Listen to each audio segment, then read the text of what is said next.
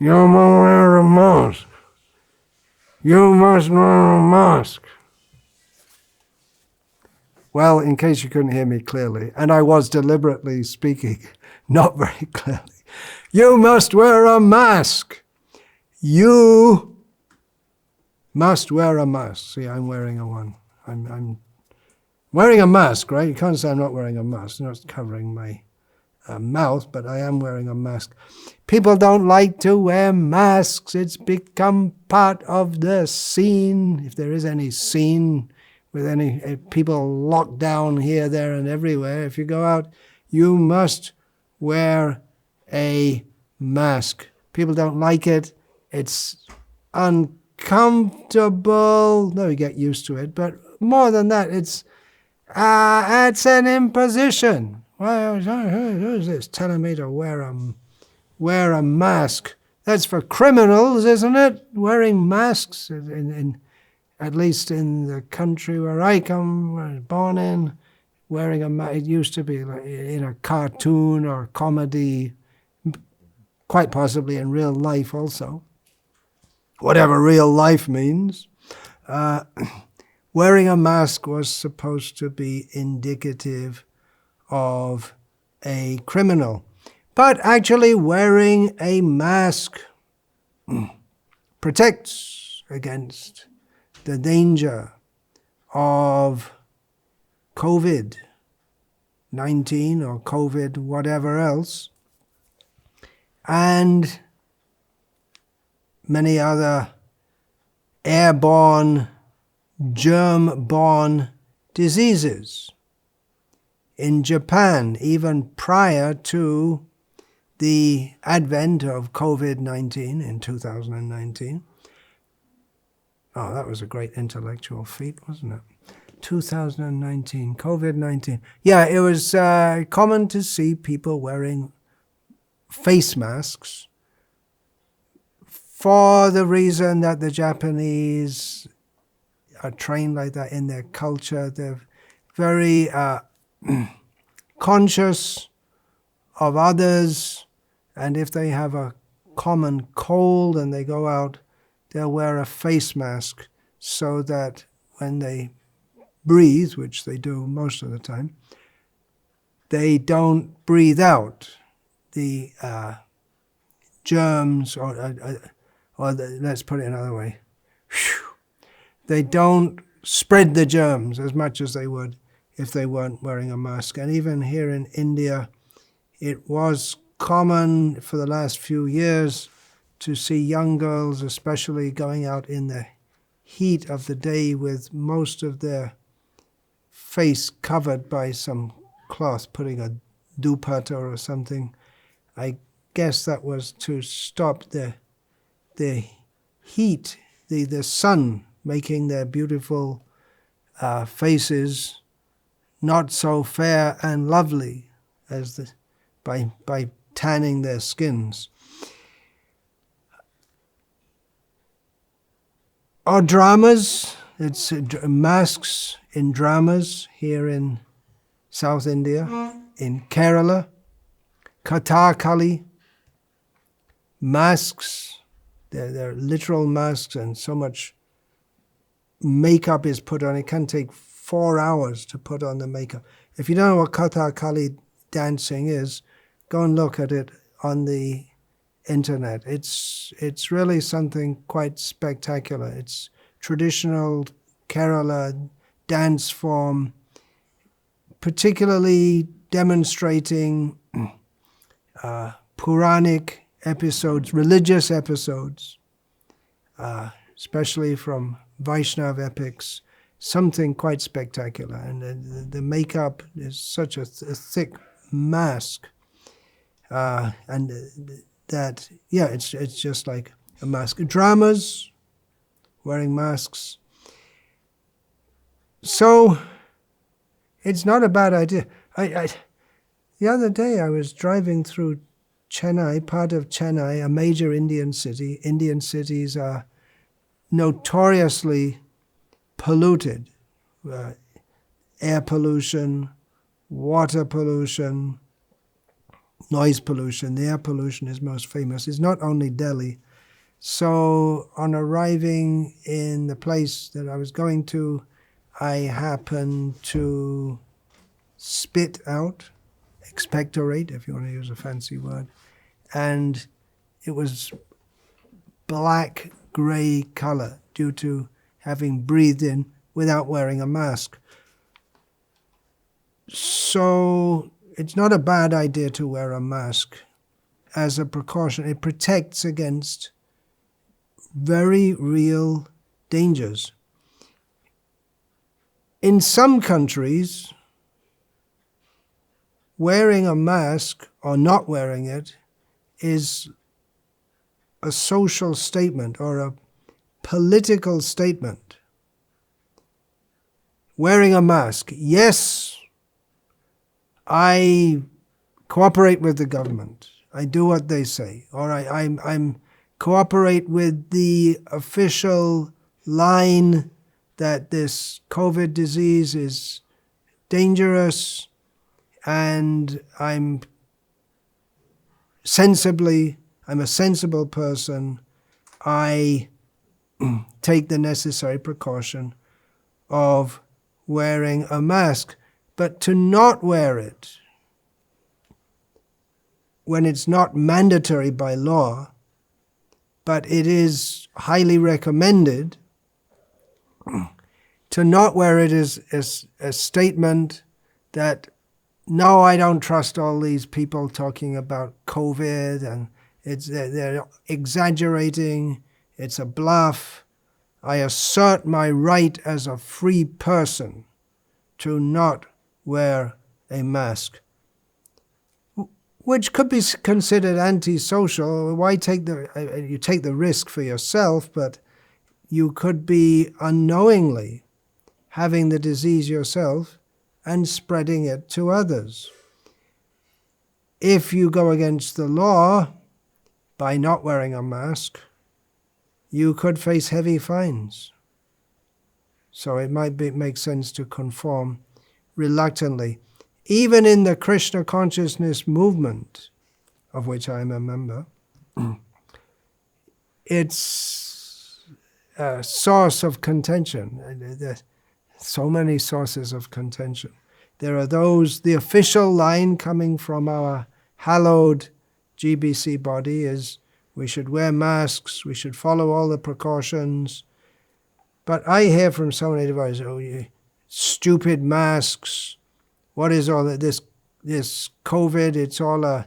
It's a Chinese plot to torpedo the Western economies and society. It's an excuse for governments to control.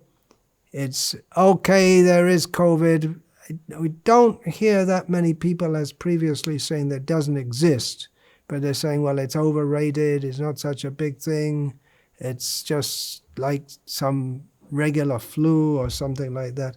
It's something that the pharmaceutical companies are taking advantage of. So there are those who are mumbling and grumbling throughout the whole COVID thing within our movement, and those who follow the official narrative. As for myself, if you're interested, what's my response? Well, I have largely cut my travel due to, well, I don't have to nowadays. India is opening up, although there's talk of second wave of it. Well, it's going on already. That there may be more lockdowns. I've cut my travel, which is in some ways convenient for me due to various reasons, including that I'm trying to finish writing one particular book, which is taking a lot of time.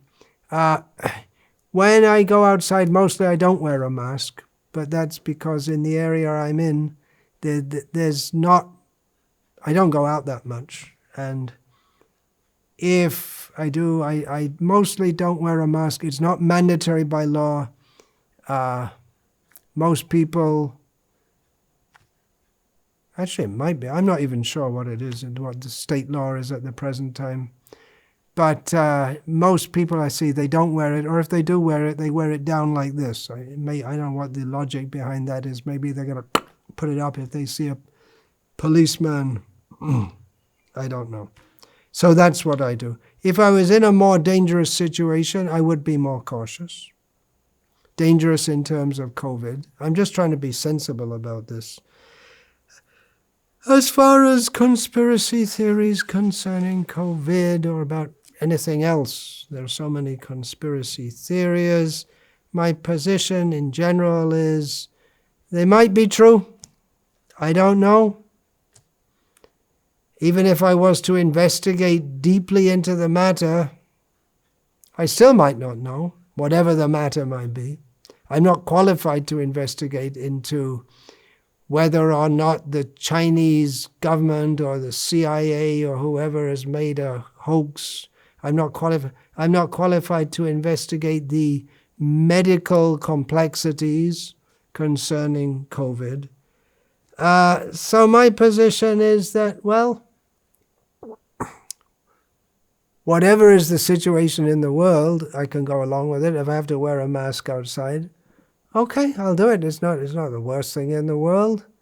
It doesn't severely impinge upon my freedom, whatever imagined freedom I have. My business is to chant Hare Krishna. I can do that. Lockdown or no lockdown. And the people are trying to control the world in various ways. Yeah, that's been going on since time immemorial, and it will continue this way, that way, or the other. But I can't change it. So I'm not a great promoter or fan of conspiracy theories. Like I say, they may be true. Probably some of them are, but I don't know. And you may say, well, it does affect you. Yeah, but I can't do anything about it. So what? Now, where's the spiritual teaching here? What am I talking about all this for? I'm supposed to be a spiritual teacher. Okay, let's start at the beginning again. You must wear a mask. You must wear a mask. Okay, let's take this on a different tack now. There's no question of telling everyone to wear a mask because everyone already is wearing a mask in the sense that we're all cutting a profile known to ourselves or not known to ourselves, consciously or subconsciously. The word profile, so I'm told, etymologically derives from a Greek term which means a mask of the type that people would use in a drama to cover their identity and present themselves as if they have another identity. So cutting a profile, we're all doing that. Technically, the technical term used in Gauriya Vaishnava analysis is upadhi. And it's not only humans, but all species of life. What? The dog or the cat is cutting a profile? Not exactly in the sense that a human might do. A human cuts a profile. In other words, we want to show I'm just like everyone else, or I'm a good citizen, I follow the laws, or I'm an individual, I stand out, I'm a maverick. We want to show ourselves as being a certain kind of personality. We create a personality in our minds. We create some kind of personality. We may not even be consciously doing it. We are influenced by so many social influences, and that's why we see that fashions change. They are changed. Is this a conspiracy theory? They are changed by fashion leaders who change the style of hairstyle every so often, or the style of dress, or this, with the idea that, well, if we get people to change the style of dress, the style of car design, and then people will want to get the latest, most fashionable thing, and in this way, even though they have already enough pairs of pants, they'll want, or pairs of shoes, they won't want to wear the outdated ones, they'll want to wear the new fashionable ones. And it drives commercialism, consumerism. So in this way, fashion is used to get people to buy more and more things that they don't want to do, playing on people's desire to be seen as cool, fashionable.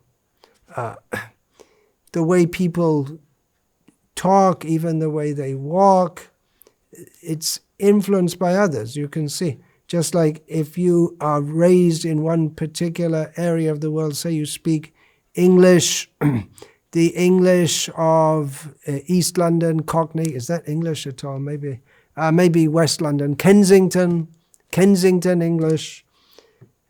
And again, there'll be higher class and lower class, but it's mostly higher class in Kensington, BBC English, whatever that used to be. And then they talk about British English, but if you go to Lancashire or Yorkshire or even Manchester and Liverpool, their accent may be somewhat different. Okay, all right, let's say you're raised in Stockport, formerly Cheshire, now part of Greater Manchester, and you have a certain accent, which I don't know what it is, so I won't try to imitate it. And then you live 10 years there, and then you come to live in Hemel Hempstead in South England, where the accent is different. Your accent will change by association with the people there. Because you fit in. You want to fit in by speaking in the way that they do. So in this way, we have various upadhis or designations which define who we are, literally and in our own minds and in the minds of others. I am an Englishman. I am a staunch conservative supporter, voter. I was in favor of Brexit. We should, so there are some maybe political designations. And I say, well, that's not a designation, that's an opinion. But it's not just an opinion.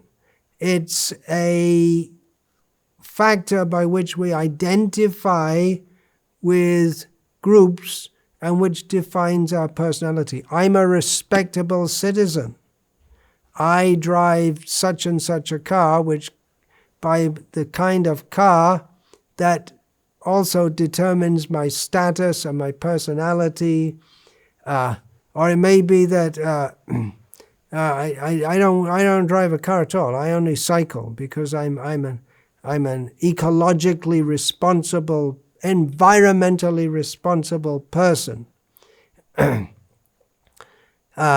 the way we dress, the kind of people we identify with, these are all the designations which we accept, consciously, subconsciously, which defines our personality.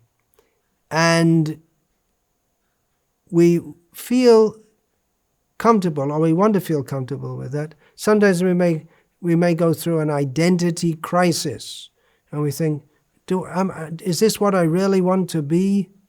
We may try to change our personality, or we may look deep into our heart and say, who am I really?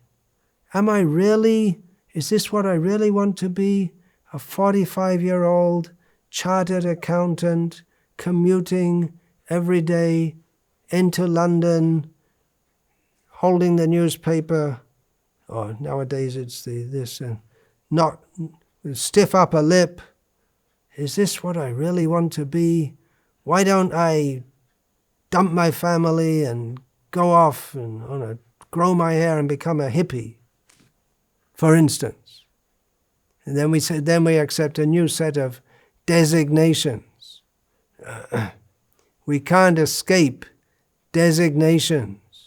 But who am I deeply under all of that? I was saying even the non-humans, why do even non-humans have designations? Because designations are, apart from ones that we assume, they're also forced on us. For instance, I was born in a male human body with the physical characteristics. It's a certain designation I can hardly escape. I can modify it by maybe, it's a bit late now, but maybe doing push-ups or eating lots, putting on weight, all this kind of thing. A certain body and a certain mentality that goes with that, although there is a widespread argument nowadays that gender is just a cultured, a factor of acculturation, which I don't accept. But anyway, there are certain designations which come with the body. With animals, their designation comes pretty much absolutely. They're not in control of their designations.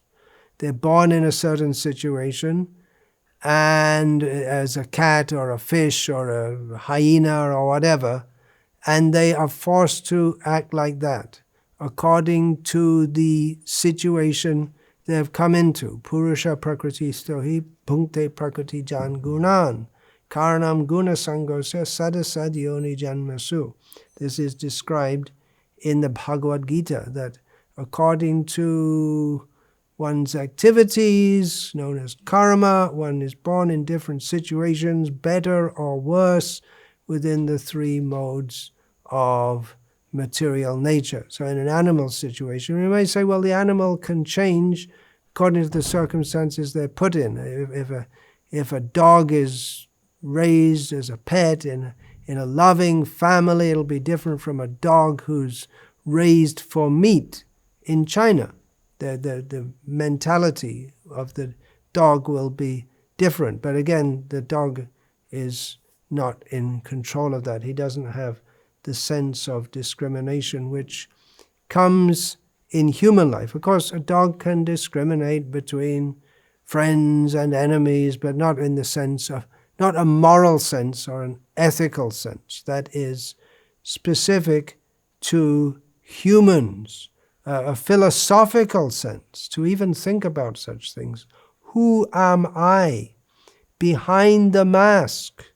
We cut a profile to show to the public, to define ourselves, so we don't have to think very deeply who we are. It's comfortable. We can fit in. Wearing this kind of mask might be uncomfortable, but we feel comfortable with the profile that we have. Or if we don't feel comfortable with it, then we try to change it or adjust it. It's for mental, psychological comfort. We have a profile. But then again, if we look deeply, who are we? Is our profile a disguise for a criminal? Yes. Or to show that we're something we're not? Yes. According to Bhagavad-gita, the ancient eternal treatise on spiritual knowledge, describing who we actually are behind and beyond the mask, the Bhagavad-gita teaches us that we're not anything to do with this material world. We put on different kinds of masks at different phases of our existence as we helter-skelter throughout the material world in so many different situations, so many different species of life. Who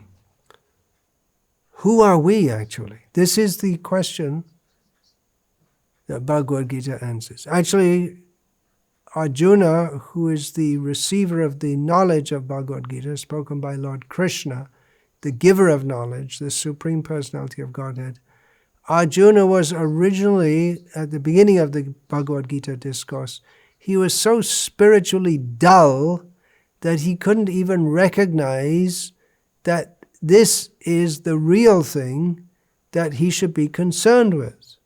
He was concerned with happiness in this world, the happiness of others in this world, the moral decision to make. And Krishna told him, "You're speaking a bunch of rubbish." Now, that doesn't sound very nice, does it? Arjuna was considering the happiness, the proper thing to do, the happiness of himself and others. He was socially and morally responsible. Krishna told him, "You're talking a bunch of rubbish," because Arjuna was acting on the external platform, according to the profile, according to the mask he had accepted. And so was everyone else around him. And that's how the material world runs on. We all accept that we are part of this material world when we're not. We don't belong to this material world. We're actors on a stage, as Shakespeare famously said. We're all just like actors on a stage, babbling along. The problem is that we forget who we really are. Now, it's said in drama that you can really act the part. To act the part properly, you have to fully identify with the character you're playing. When you're on the stage and you're playing a part, you forget who you really are. You forget your profile off the stage, and you accept the part on the stage, which could be very dangerous if you don't snap back and you're playing the part, for instance, of a murderer, as in Hamlet, for instance. The world is but a stage. So this is the situation we're in. We identify with the role that we assume in this world, but our real position is in our uncovered position, when there's no mask, is to be eternally blissful, Satchidanandamai, eternal, fully conscious, fully blissful. Whereas in this material situation, we have different roles to play. Sometimes as a human, sometimes as a cat, sometimes as a fish, sometimes as a cell within another body. These are the different roles we play. But none of them satisfy us. What's the role that you'd really like to play? Myself. But who are we? Who are we actually? Who am I when the mask comes off? It can be a very disturbing question when people think, well, who actually am I? Without knowing our spiritual identity, if we try to think, who am I, we become confused. How can I find out, am I really a very deeply loving person, although most of the time I present myself as a bit of a tough jerk? Am I really meant to be nice? Or I'm very nice and loving, but maybe I should get a little tougher and find the real me, the assertive me. Bring out the real assertive you. Don't let yourself be used by others and run around by others. Don't just conform to what everyone says. Take off your mask. Well, who actually am I? Do I want to be an assertive person or a mild person? Or who am I under all of this? We can't take off all the levels of the upadhis or the designations we have. There's so many. We're influenced by so many factors. We're born with a certain mentality. There's the nature or nurture discussion. According to Vedic knowledge, both are there. We're born in a certain situation according to our karmic background, with a certain kind of mentality, and we're put in a certain situation where that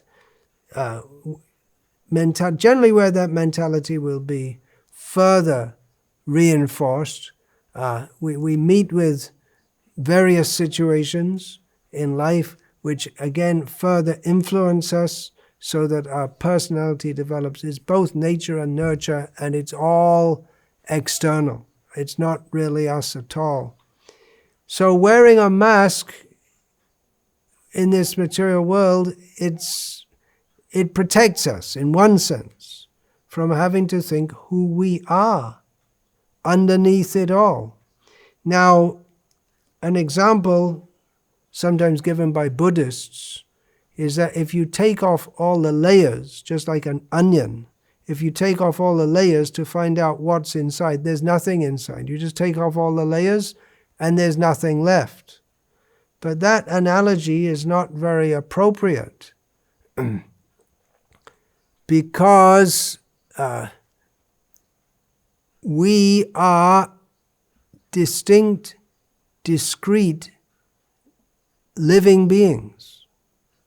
If you take off all the covers, actually in the onion example, the covers of the onion remain, and you could theoretically patch them all, put them together with glue or something. They don't cease to exist.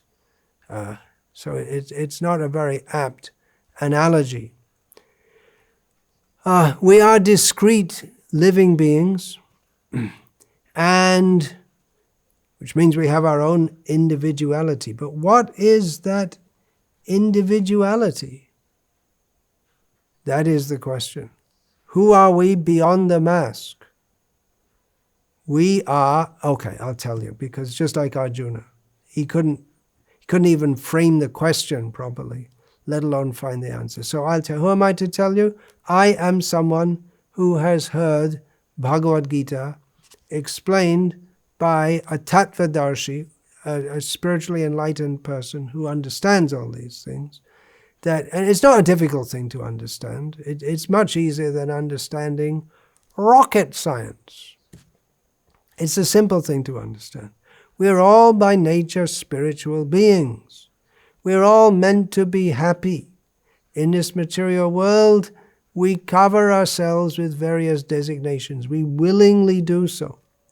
We cover ourselves with a mask. Maybe we use a different mask. Sometimes I have a white mask. Sometimes I have an orange mask.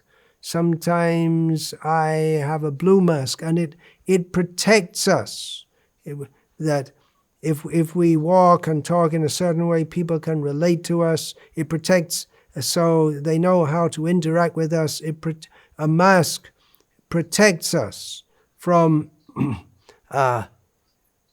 asking the deep questions about life that we really should ask. It keeps us steady in our position in this unsteady material world. It gives that illusion of steadiness. But underneath it all, we are meant for eternal, blissful life in the service of Krishna. But we're afraid. We're afraid to take off the mask.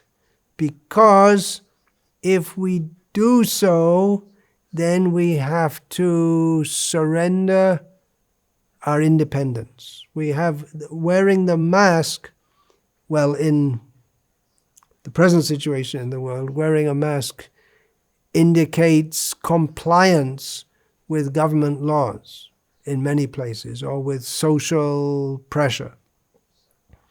But taking off the mask of considering ourselves to be part of this material world, that means to identify ourselves, to find our real identity beyond the mask, beyond the profile. Our real identity is as an eternal servant of Krishna. We may not want to follow the government, but we are not independent. We're not as independent as we would like to think. We may think, I don't believe in COVID. There were so many people who didn't believe in COVID, and they organized mass religious services and then got COVID and died. So we are under the laws of material nature. We are controlled beings. Taking off the mask means to accept that we are controlled and to find out who we can be controlled by in a way that we will be fully satisfied. We're trying to change our designations. Sometimes we act like a respectable chartered accountant. We have the respectable chartered accountant mask. Of course, not everyone can be a respectable or chartered accountant. You have to study and so many things. Then you may throw it all off and become a 45-year-old hippie wandering around the world. There are not many that do that. I'm not recommending it either. I'm not recommending it or not recommending it. But I'm just saying we can radically change our designations, or even within our designations, we can within our basic frame or matrix of designations, we can make some significant change. For instance, I've been all my life a conservative voter and a member of the Conservative Party, but I'm fed up with their policies and I'm going to change and become a member of the whatever it is, Liberal Democrats, and I'm going to change my affiliation and change and put a different sign outside my house when the elections come out. So we can change things within the general to make some significant changes, but the real thing to do is get off that mask altogether. Let's take it off. Symbolic of freedom, isn't it? Yeah. It's symbolic only, because in this material world, where is the freedom? We're not free from birth, death, old age, and disease. We can become free from birth, death, old age, and disease if we understand that this is caused by identifying with false designations and accepting our real designation as controlled, the servant of the supremely kind and loving Master Krishna. Sarvopadi vinirmuktam tatparatvena nirmalam hrishikeena hrishikeshat sevanam bhakti ruchyate. This whole process of devotional service of Krishna consciousness means to get free from multiple masks, multiple profiles, multiple designations, to purify our consciousness from all of these designations. I'm a compliant citizen. No, I'm a free citizen. All these designations are contaminations which cover our real, original consciousness of being an eternal servant of Krishna. When we take up that service of Krishna in pure consciousness, that means free from any desires to have any mask, any profile other than that of being a servant of Krishna, then that is our freedom. That is our actual freedom. Getting free from all the masks. So, you must wear a mask? No. You don't need to wear a mask. Throw them all away. Surrender to Krishna.